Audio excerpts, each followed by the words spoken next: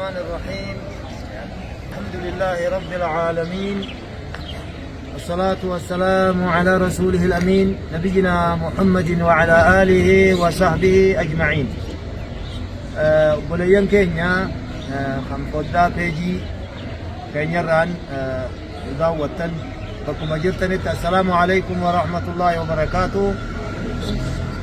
إن شاء الله هرنا أكما مقالة بابل يدفلين أستي أبوليان كينيا شيخ مسعفة ورى مسجدة من قدو بيا أمة إسلاما ورى مسجدة قدا خنا فوقي أفرفا جارا جرن مسجدكم مسجدة قدا لا مسجدة مها ورميا جدنا هرنجي بها مقالة بابل يخيفتي أرقم خيسا مسجدة القفة دا مسجدة كم قداتي asumaan masjidni kun jaarmaya irra jira. Lafti amma dhaabbanne argitan tuni dhagaa gurguddaa isin argitan kanaatu irratti uumame.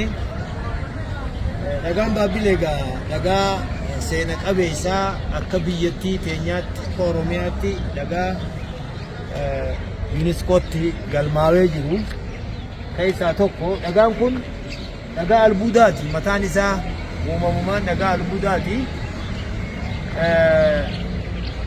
Masjida kana jala bu'ee jira. Hoggansi bulchiinsi magaalaa Baabilee dachiin masjidaa tun rakkachuudhaan lafa tanallee mana hedduu irraa kaasuudhaan bakka amma jiru tana lafa tana masjidaaf itti dabalanii akka masjidaaf ta'utti haala mijeessanii jiran. Bulchiinsi magaalaa Baabilee, kantiibaa magaalaa Baabilee, waajjira bulchiinsa lafaa hundi isaanii haa galatooman jenna. Mootummaan keenya haa galatoomu. Kuni waan guddaadha. Dhagaa kanallee asirraa akka warri ministeerri albuudaa warri dhagaa kana fe'atulleen dhagaan kun maallaqa silaa maallaqa garuu lafa tana duwwaa nu haa ta'u jedhanii dhagaa tola kannanii fi isaanillee tola cabsanii asirraa fe'atanii jedhanii nutti himanii. Kanaaf inshaallah masjidni magaalaa Baabilee gargaarsa fedhaa, du'aa'ii fedhaa.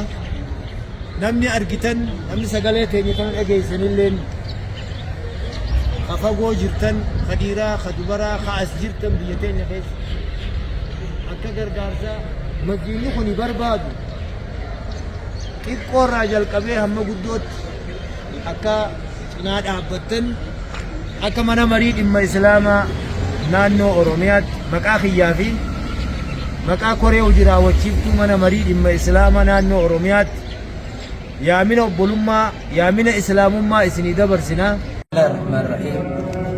Har'aanta nagaanuuf gammachuudha warra magaalaa Baabileetii fi aanaa Baabilee pirezidaantiin keenya kan majlisa Oromiyaa ziyaaraa dhufee magaalaa isaa magaalaa baha Oromiyaa kan saffisaan guddachaa jirtu akkuma misoomni kan guddatutti gama amantiitiinis guddinarra jirti.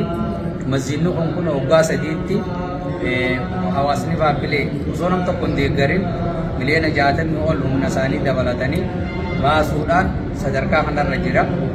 Amma gamoo takkaan nu hafe san xumurachuuf deemna. Sheekha keenya jaalatamaa fi kabajamaa Sheekh Jamaal Muusaa hedduu jaalannu pirezidaantii majlisa Oromiyaa baga nuu dhuftanii waan isaan irra jiran hedduu hordofaa jirra. Gammachuu guddoo irraa qabna. Rabbi haa barakeessu jenna.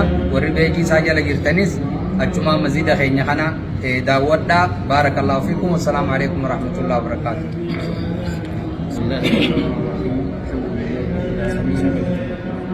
الصلاة والسلام على أشرف الأنبياء والمرسلين وعلى آله وصحبه أجمعين. وليان كينيا خاصيتني كبكة تمدين. أولا السلام عليكم ورحمة الله وبركاته.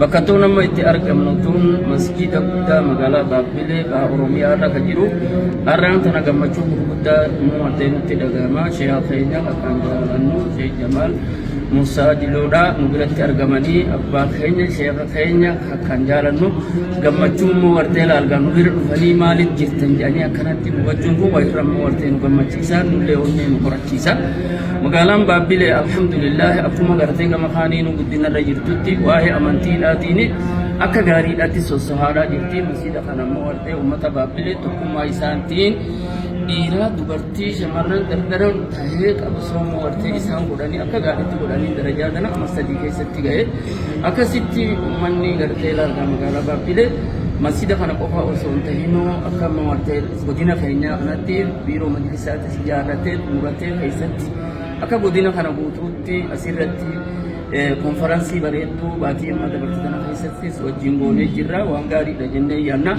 ammoo har'aan kana gammachuu gurguddoodhaan nutti dhagaya walirra gammannee sheekii keenyaa jazaa gurguddaa rabbi haa kennuu fi onni isaanirraa eenyus akkanuma ija isaaniitiin nu argani dalagaa teenya tana nu laaluun ammoo wartee walirra nu gammachiisi akka mana marii musliima magaalaa baabbileetti galatooma baga nutti dhuftanii anaa bifuun isiniin jaa assalaamu alaikum warahmatullahi wabarakaatuh. السلام ورحمة الله بسم الله الحمد لله الصلاة والسلام على رسول الله صلى الله عليه وسلم شيخ وسطين يا غلطي فإن شاء الله تعالى كفى ربي فالحمد لله يتشاقل أني ربي فاقيهم تعانسي إن شاء الله شيخ نخي ناس بفين زير وصادق غلطومي باي غلطومي سنجنة ربي ملي سبرتاسا درجاسا ولا قوتا مسكين بخي ناس خراب كاد ورطقوني مو بيجي इसलिए मैं खाओ करते मना मरी और मैं और करता हूँ क्यों मस्किन के देखो बस दरकार है जो करने करता है आपको मेरे शेख ने खासी सनी बहुत कहता मैं दलगा में हवासी बाबी लेगा लुपुरा हंगे लुबू जे दलगे मस्किन का सनीफू आका और इबादा करते रबी मुलाक से हिसाब सकन नूर दुआइस नूरा शेख ने دبلت همو وان دلقة بخنرت أمور الرجروان تيف ديگرسا حواس إسلاما بوتو عالم الرلما جلوخا اور بتهجي تنور دفو بربانا أكك قودر رافو دتن إنسان سن هون دي ثانية چور عالم الرجرتن بيجي تنور دفتن قودر وان لما خنر رام مسكين خنر رام فينيشين ديسا عمر الرجر ريجو أرى أكك أراد هي جزء شيخ نخي نودو فخنا إنجنير مسكين خنر وجه تنوجه كما أكذا تشوف تمورسا اتقول المسلم نتي مريج يرولو في شيخ نخي نوان غير تيجو سنيفو ثناوجر كمده شيخ نخي سكت واي نقول من الإسلام خديكرون ذكرون دينين أكد واي نقول غير تيجو مجرد أبدا خنا خبجادان إنسان كافرنا مدار بيجي السلام عليكم ورحمة الله وبركاته. السلام بسم الله الرحمن الرحيم الحمد لله رب العالمين والصلاة والسلام على رسول الله صلى الله عليه وسلم. egaa obboleeyyan keenya rabbi nu waaqee balu jaarmaya masjida kanaa rabbi nagayaan gammachuun warra xumuree eebbasaatis gaggeessee ibaadaa yeroo dheeraa umurii barakaa qabduun itti godhe rabbi nu haa taasisu. ربنا آتنا ما وعدتنا على رسلك ولا تخزنا يوم القيامة إنك لا تخلف الميعاد. ربنا آتنا في الدنيا حسنة وفي الآخرة حسنة وقنا عذاب النار. اللهم اغفر لنا جميع ما مدى من ذنوبنا واعصمنا فيما بقي من عمرنا وارزقنا عملا صالحا ترضى به عنا يا رب العالمين.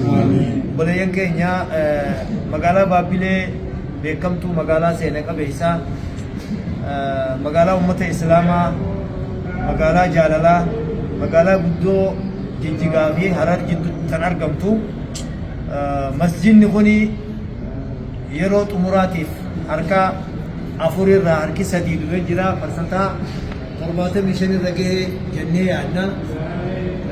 kanaaf saammadhaa dhaqqabadhaa namni sagalee teenyitan dhageessan keessa buufadhaa مسجد خان أمبولي تكلا مسجد له وصوبته قبّاج أفو قفا هذه لكبدا إسنين جنة. جزاكم الله خيرا والسلام عليكم ورحمة الله وبركاته.